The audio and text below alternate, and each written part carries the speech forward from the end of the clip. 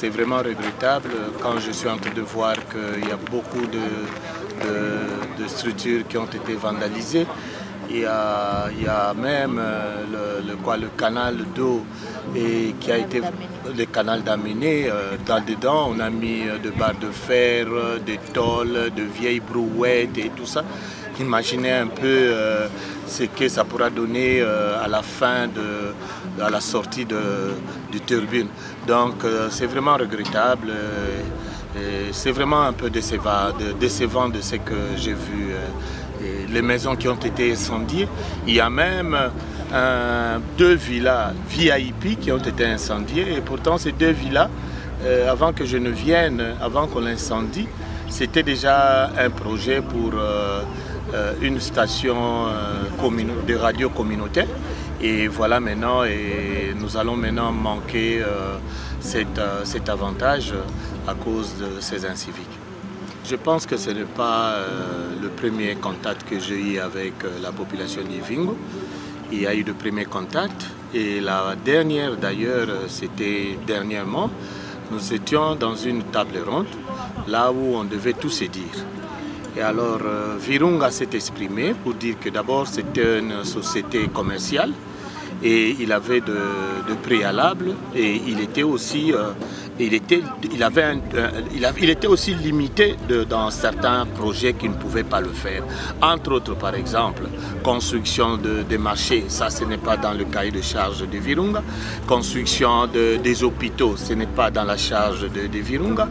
Construction des écoles, ce n'était pas dans la charge. Et alors nous avions discuté avec eux et nous avions retenu une seule chose, que Virunga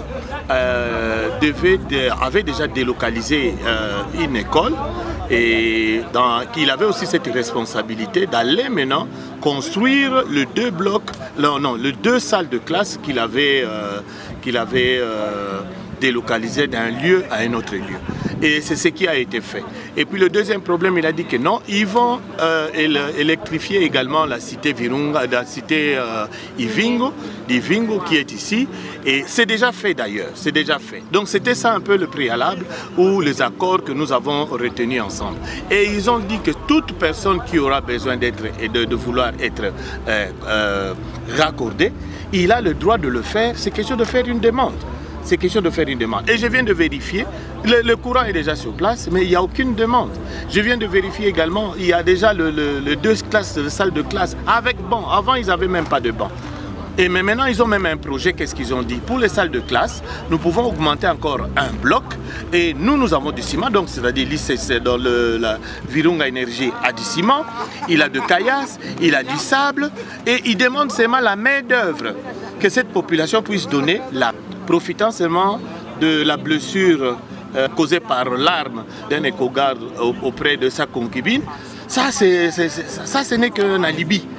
Donc ce n'est pas vraiment la cause réelle. La cause réelle, je me rappelle encore, j'ai encore une note, une réclamation de la part de la société civile, comment on les appelle, la nouvelle société civile, un groupe de jeunes qui disaient qu'ils avaient donné une date limite, je ne me rappelle plus de la date, pour dire que non, à telle date, ils vont commencer leurs opérations envergure. Les opérations, dans leur opération envergure, c'était de détruire totalement la centrale hydroélectrique. Et moi, je pense que ces problèmes-là de blessures par balle n'est qu'un alibi.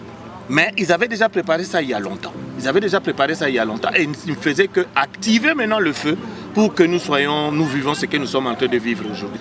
Vous avez vu la centrale. Mais maintenant, cette centrale, d'après les informations que j'ai, c'est la plus grande centrale dans la province du Nord Kivu. Ça surpasse même la centrale de Matebe. Ici, nous sommes jusqu'à 15 mégawatts. Vous vous rendez compte? Et 15 mégawatts, détruire 15 mégawatts comme ça, moi je pense que ces gens-là ne sont pas pour le développement. Donc les gens qui ont fait ça, ils ne sont pas pour le développement. Et c'est ça que vous appelez l'hostilité. Alors je ne vois pas quelle est leur hostilité, pourquoi ils doivent être hostiles à quelque chose, à un instrument ou à un outil qui peut nous aider pour le développement.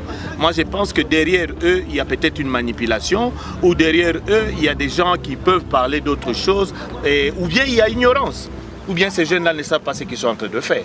Ça, c'est faire... moi, je trouve même en cette période ici, c'est comme s'ils donnaient de béquilles à l'ennemi qui est en train de venir. C'est comme s'ils sont en train de jouer le jeu de l'ennemi. Je pense que vous le savez également. À Kinshasa, il y a eu, pendant la période de RCD Goma, ils sont arrivés à la centrale hydroélectrique de Inga. Ils ont fait pratiquement la même chose. Pourquoi je ne peux pas déduire que ces gens ici qui sont là, ceux qui ont fait ça, ils sont des mèches aussi avec l'ennemi. Le message que je lance à la population, de savoir que c'est bien. C'est grâce à une opération menée par les commissariats urbains sous la coordination du maire de Bunia dans le quartier criminogène, dont Bigo et Horo, que ces présumés criminels ont été appréhendés. Ils sont au total 26, dont 3 femmes réparties en 3 groupes, parmi lesquels 3 militaires incontrôlés. Il s'agit des vendeurs de chanvre, les consommateurs de chanvre, auteurs de plusieurs cas de vol, ainsi que le voleur de motos, explique le commissaire supérieur Abeli Mwangu. Nous avions reçu des instructions fermes émanant de son Excellence, Monsieur le Gouverneur. Nos services ont planifié un certain nombre des opérations policières dans la ville de Bunia, parmi lesquelles nous avions renforcé nos effectifs dans les patrouilles pour quadriller les quartiers criminogènes. Nous avions déployé nos services de sécurité aux entrées et sorties de la ville en vue de filtrer toutes les entrées plutôt et les sorties de nos populations. Une prouesse saluée par les commissaires supérieurs principal Mwikola Bosco qui appelle la population à la dénonciation et à la vigilance pour barrer la route aux fauteurs de troubles. Population, sachez bien que nous ne dormons pas pour assurer votre sécurité. Tout le temps, nous sommes en mouvement nuit et jour, pendant la pluie ou pas. Nous sommes là pour vous. Et nous avons besoin de vos soutiens. Et c'est pour faire un bloc. Le seul problème, c'est de dénoncer. Le problème est que vous dénoncez.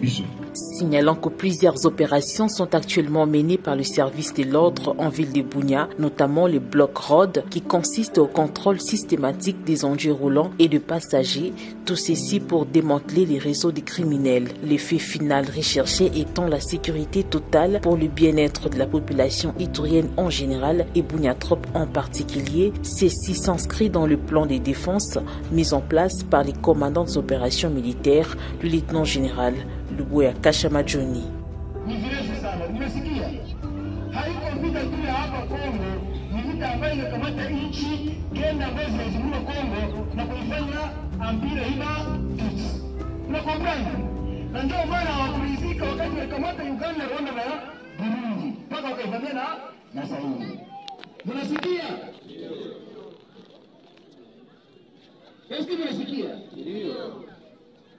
Na vita hiyo sio vita tu ya Wakongomani peke yao, ni vita ambayo inawalenga Wabantu, parce que vita yetu tunapigana leo c'est le peuple nilotique, le peuple éleveur, le peuple pasteur, le peuple nomade, le peuple guerrier qui s'affronte contre le Bantu, un peuple paisible, sédentaire, cultivateur.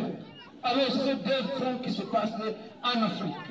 Alors mzungu anapenda kurekolonize Afrika akitumia tena Waafrika wenyewe wako na roho za mbaya sana za shetani, ni hao Watusi.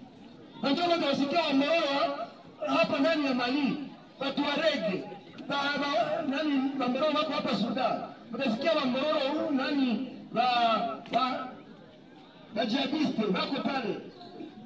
Utasikia nani watu wa rege kule nani Mali. Hao wote wako napigana, ni le peuple politique wako na affronter le peuple Bantu. Hapa wao wamlenga sijui waema, ce sont des mirotiques, même si c'est comme si chez nous on nous appelle les Bautu, les Baunga, les Banane, les Bafulero, les Babembe, les Nyene, les Batusi. Les mirotiques, Baluba, Bangwandi, Banani, ce sont les peuples Bantu dans le monde. Même chez le peuple mimétique, il y a les Tutsis, il y a les Hema, il y a les Maasai, il y a les Mbororo, il y a les Touareg et tout comme ça. Mais watakwambia dunia alifaa juu ya falsifia histoire na nakisha falsifia wapate parapia msituna ndani. Tunawatambua sasa.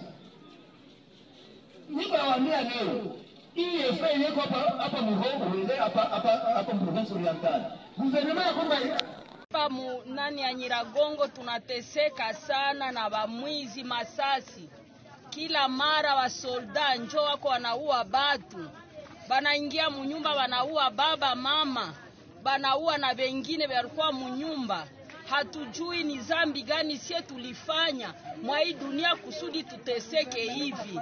Gouvernement hatujue kazi yao. Kuona gisi tuko tunateseka masasi naanza lia na gisi biko banamaliza kuua batu na aseme tuko tunachungiwa. Aseme tuko na gouvernement. Sie mwa hii kata yetu ya Nyiragongo tungependa tuishi sie peke. Tunakatala solda huku kwetu, tunakatala polisie huku kwetu. Juu yenyi na bakia sasa, na sie population tutajivange. Kufatana na gisi bako wanatuua, na sie population tunasirika. Na kuona gisi, gouvernement haifanye kitu, haiseme kitu, mwanadamu, huku inashinda mwanadamu valere. Tunakuazika sana, tunakuwa bure.